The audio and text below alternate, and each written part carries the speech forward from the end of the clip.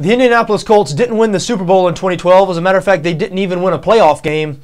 But there's so much positivity around this franchise right now. I mean, outside of the Baltimore Ravens, who of course did win the Super Bowl, I don't think any team in the NFL has had a better last 12 months than the Indianapolis Colts. And to fully appreciate their turnaround, you have to remember just where this franchise was a year ago. Coming off a 2-14 season, they were the worst team in the NFL in 2011. They had great uncertainty at the quarterback position. Peyton Manning had set out the entire 2011 season with those neck and shoulder surgeries.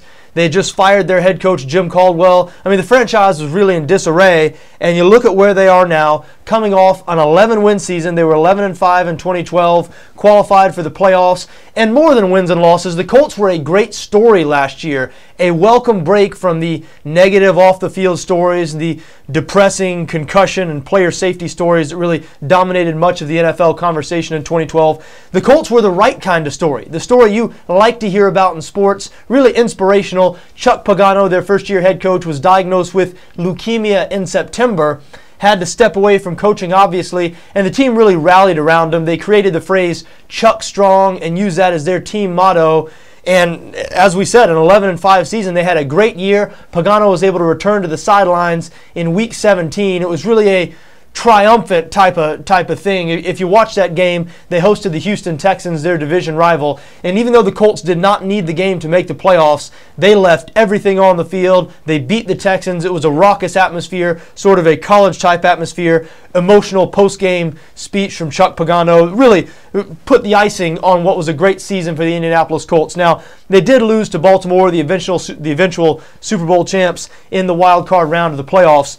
But still, there's so much to like about what the Colts did this last year, and more importantly, there is so much to like about this team going forward, and that is mainly because of their quarterback, Andrew Luck. We can chalk up the Colts' success this past year to a number of different things.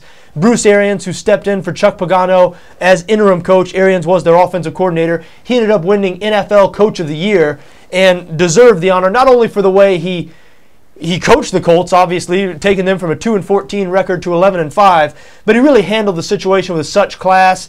He deferred at every turn to Chuck Pagano, saying this was still Pagano's team and all that. I guess a lot of people would have done the same thing in that situation, but I was really impressed with the way Arians handled that situation, never seeking out any sort of glory or praise, and he ended up getting all the glory and praise, being named NFL Coach of the Year, and Arians has since been named head coach of the Arizona Cardinals. The Colts have replaced him with Pep Hamilton, who came from Stanford. He was Andrew Luck's offensive coordinator and quarterback coach at Stanford. So you can see they're trying to keep Luck happy and comfortable, and that is a great idea because when you look at the future of the Indianapolis Colts, it is extremely bright, and it's mostly because of Andrew Luck. They drafted Luck number 1 overall in this past year's draft, and he had a great season, setting a new NFL record for passing yards by a rookie with 4,374 yards, also threw for 23 touchdowns. And the best part about it, if you're a Colts fan, is Luck is going to improve. He has room to improve, and he's going to improve. A lot of people point to his 54% completion rate and 18 interceptions this past year as, I don't know, possible downsides to this guy. Fellow rookies Robert Griffin III and Russell Wilson were given a little bit more attention, I think, especially as the year went along. Griffin, of course, ended up winning Rookie of the Year. But you have to remember, Luck had less around him than any of those guys. Luck was dealing with a bad defense. The Colts finished 26th in the league in total defense. He didn't have much of a running game. They finished 22nd in rushing offense. They averaged less than 4 yards per carry. So you look at Indianapolis and their 11-win season, it was Andrew Luck. It was the arm of Andrew Luck that carried this team. The Colts had a good offense. They were 10th in the NFL in total offense, 7th in passing offense.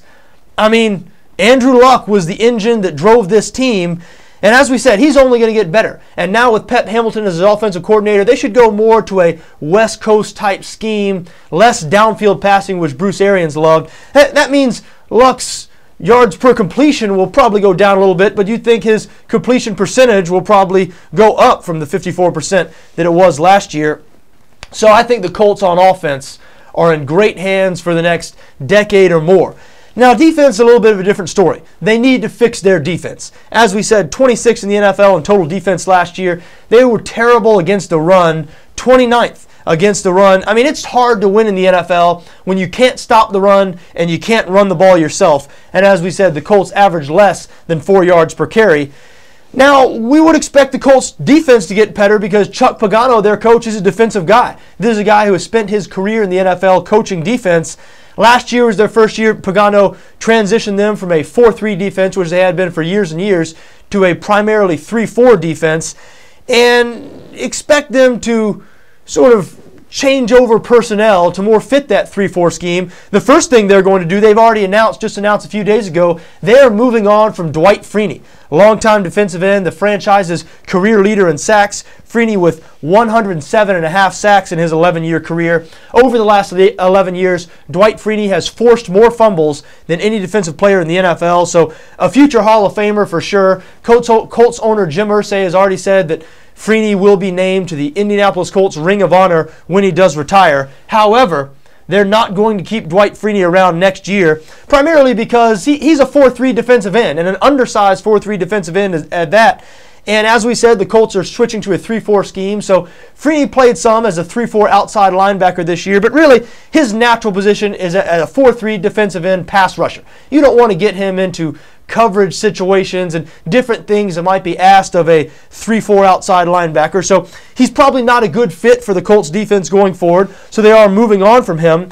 But the Colts have plenty of opportunity to get the type of players that Pagano likes for that defense. That's because they are in a great salary cap situation, projected to have over $40 million under the cap. I say projected because we don't know the exact new cap figure yet. We won't know that for another week or two, right before the new league year begins in March. But the Colts are going to have a lot of space, so they're going to be able, if they so choose, to be active in free agency, add some veteran players to that defense. They picked 24th in this year's draft. I do look for them to go defense in this draft. Obviously, they'll probably draft players on both sides of the ball, but I look for them to be heavily focused on the defensive side of the ball, both in free agency and in the draft this offseason, because as we said, Chuck Pagano is a defensive guy. He knows better than anybody. It is tough to win with a defense that is 26th in total defense and 29th against the run. But you know what? The great thing about the Colts in building this defense is, man, they've got some leeway, because when you've got a guy like Andrew Luck, you know you're going to have a functional offense for years to come. So even if they can improve this defense just a little bit, turn it into a middle-of-the-pack defense, the Colts could be a serious contender, and I expect this team to be a contender next year and for the next 10 to 12 years or so.